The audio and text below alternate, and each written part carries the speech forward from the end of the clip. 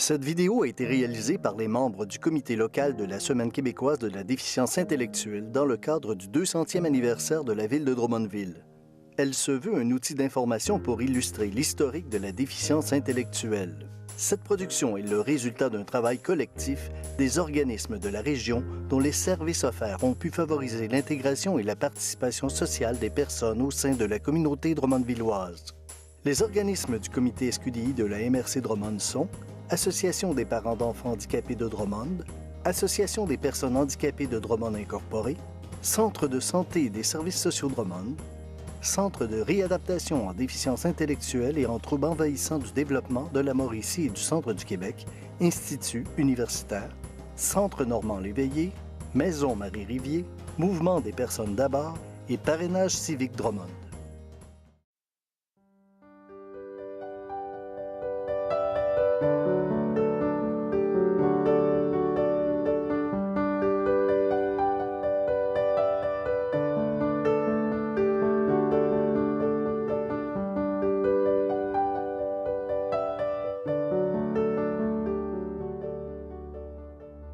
Jusqu'à la fin du 19e siècle, une personne ayant une déficience qui ne pouvait pas être prise en charge par sa famille était confiée aux hôpitaux ou aux communautés religieuses.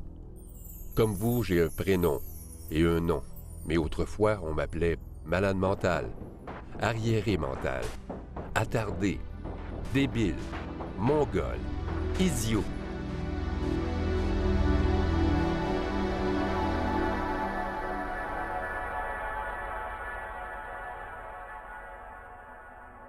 Autour des années 1940, dans les orphelinats, autrefois appelés crèches, vivaient près de 3000 enfants. Ils étaient placés dans 5 régions différentes à travers le Québec. Les crèches étaient appelées les usines à malades mentaux. Elles étaient surpeuplées et ne disposaient pas assez de ressources pour assurer l'encadrement aux enfants. Les conséquences néfastes sur le développement de l'enfant ont fait des enfants normaux diagnostiqués arriérés mentaux. Tout ça après seulement quelques années dans ces établissements. Dans les années 1960, 24 000 personnes étaient internées dans les établissements psychiatriques. De ce nombre, 8 160 vivaient avec une déficience intellectuelle.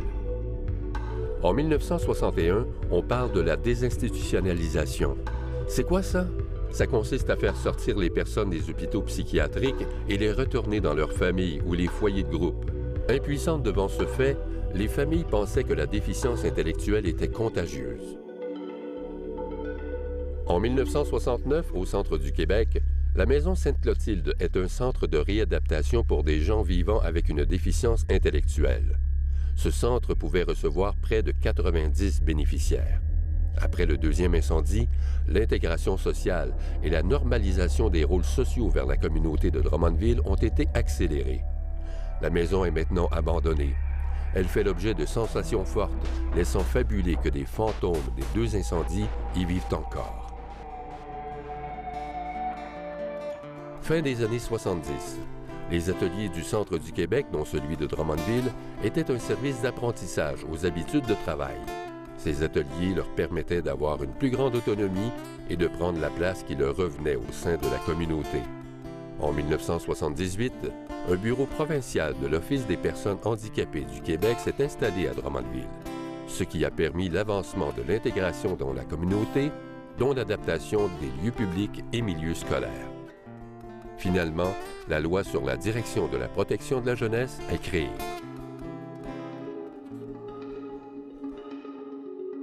Certains parents de la communauté se sont mobilisés pour créer et instaurer des services adaptés à Drummondville afin de favoriser l'intégration des personnes vivant avec une déficience intellectuelle. 1981. Création de l'année internationale de la personne handicapée. 1981. Association des parents d'enfants handicapés. 1982. Parrainage civique. 1982. Récupération Centre du Québec. 1983. Classe adaptée Saint-Pédis. 1986. CLSC. 1987. Association des personnes handicapées. 1988. Norval. 1989. Mouvement des personnes d'abord. 1989. Création du comité de la Semaine québécoise de la déficience intellectuelle. 1996, Centre Normand Léveillé. 1996, Maison Marie-Rivier. 2000, Centre de réadaptation en déficience intellectuelle et en troubles envahissants du développement, Institut universitaire. Grâce à l'arrivée de tous ces services, beaucoup d'actions ont été faites et se font encore aujourd'hui afin que les personnes vivant avec une déficience s'épanouissent dans toutes les sphères. Famille, école, travail, loisirs, vie amoureuse. Moi aussi, je vais à l'école.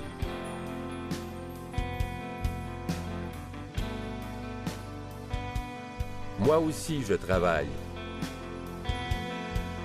Plusieurs employeurs nous intègrent.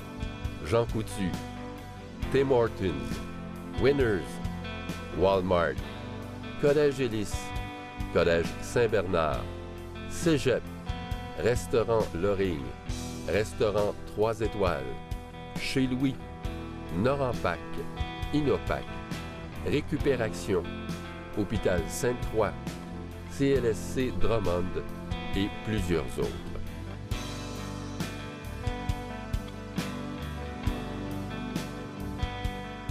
Moi, après avoir vécu à la maison Sainte-Clotilde, j'ai travaillé aux ateliers Centre du Québec et chez Cascade, où j'ai pris ma retraite après 25 ans. J'ai même eu droit à un fonds de pension. Maintenant, je fais du bénévolat.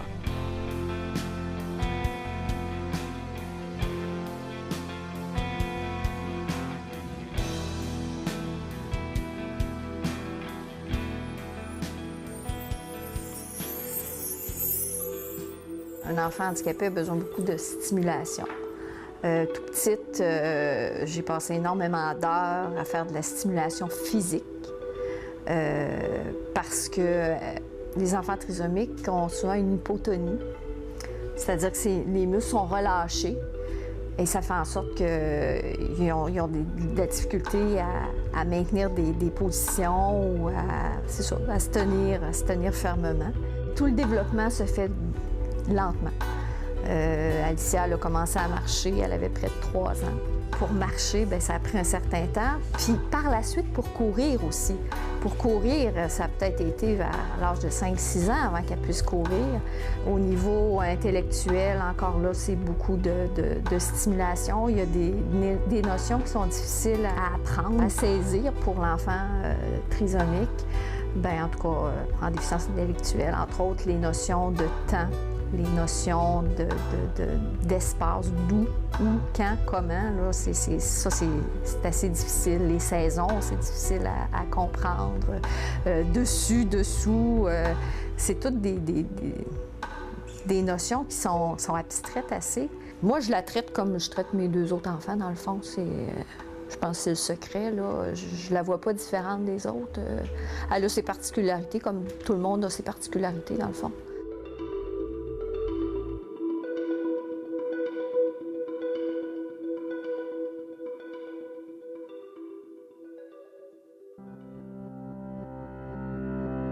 Mon nom est Claude Carrier. Ça fait 10 ans que je suis en poste au Mouvement des personnes d'abord de Drummondville à titre de responsable aux communications et promotions. Les gens ne prennent pas au sérieux notre travail au mouvement. Nous sommes seulement étiquetés en déficience intellectuelle, entre guillemets. Nous sommes capables de promouvoir, de défendre nos droits, nos intérêts et nos besoins. Les gens ont de la difficulté à reconnaître nos compétences. Nos exemples de réalisation que nous avons faits, c'est la politique des guillemets, entre autres, qui permet aux gens d'être moins étiquetés lorsqu'on utilise le mot déficient intellectuel. Nous utilisons maintenant les guillemets déficient intellectuel entre guillemets. Donc, ça permet de moins blesser la personne en tant que telle.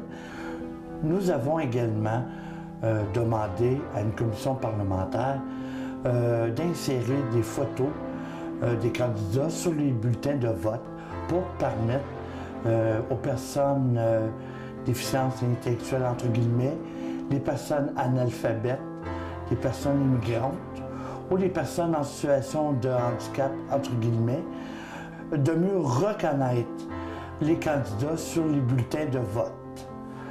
Il y a eu également une collaboration que le mouvement a réalisée pour les enfants de Duplessis-Léger, le décret qui a été émis en 2001. Ce sont quelques-unes des réalisations que le mouvement a réalisées au cours des dernières années. Et ça fait 25 ans que le mouvement des personnes d'abord existe à Drummondville. Je m'appelle Diane, je suis marraine de Lynn. Ça fait 4 ans qu'on est jumelés ensemble. Ce que ça m'apporte beaucoup vivre le moment présent. De beaux moments, de la joie, du plaisir. Ce que ça demande comme temps, être marraine, c'est 1 fois par mois ou plus, selon nos disponibilités. Ce que ma filleule m'apporte beaucoup, c'est le moment présent. Avec elle, j'oublie, on s'amuse, on rit, on a du plaisir. C'est une expérience que je conseille à tout le monde, très enrichissante. Toi, Lynn, qu'est-ce qu'on fait ensemble? Qu'est-ce que tu aimes? J'aime magasiner, j'aime aller au centre culturel, j'aime prendre des marques, j'aime... Danser? T'aimes-tu quand on va danser ensemble? Oui. Quand on va voir des spectacles au centre culturel, à la Maison des Arts? Oui, on est allé la semaine passée, on est allé voir qui donc, comment elle s'appelle, là? Elle a drôle de nom. Une chanteuse. Une chanteuse. Ouais. Puis on fait des belles sorties Ouais, avec Paranage ensemble, hein? Oui. Faut pas l'oublier, ça? Oui, non.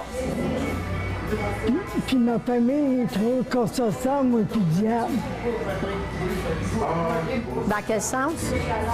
Je dirais qu'on est 2 sœurs, pour qu'on se ressemble. On a du plaisir ensemble, hein? On a du temps ensemble. Monsieur Alexandre Gervais, c'est moi. Mais moi, je suis super pour être devant le caméra. J'adore ça. Je te présente Valérie Bérubé. Puis elle, il faut que je te dise qu'elle, c'est ma plus grand cadeau de Dieu, que je l'aime, de l'amitié. Puis grâce à elle, j'ai devenu un homme. Comment vous vous êtes rencontrés? Dans les soirées de danse et les parades de mode. Qu'est-ce que vous faites ensemble? Des fois, on va au restaurant. Puis aussi, s'il y a des fêtes comme le Saint-Valentin ou quelque chose de même, à Pâques, tout ça, là, je paye son repas. On écoute des films ensemble. Pour les amoureux, pour être plus proches. Puis on aime ça, être ensemble. Et toi, Valérie? Parce que je suis gentille. On a beaucoup d'amour. Comme ça. Elle, c'est plus qu'un ange pour moi. Mon cellulaire, c'est un Galaxy 2. Puis là-dedans, j'ai des petites vidéos. J'ai des jeux de Xbox, mais les 2 sortes d'Xbox. Puis je joue beaucoup plus avec le hockey 2015. Puis Dragon Age 2. Je sais que je suis un trisomie 21, mais dans mon avenir, ce que moi je veux faire, c'est de prendre les handicapés, toutes les sortes de handicap, réunir ensemble pour que je peux devenir encore meilleur. Pour le construire. Pour que je peux devenir Alexandre le Grand.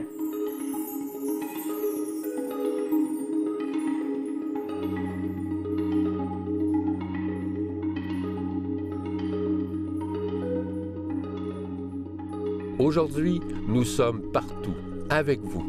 Ensemble, nous faisons tous partie de la communauté drummondvilloise.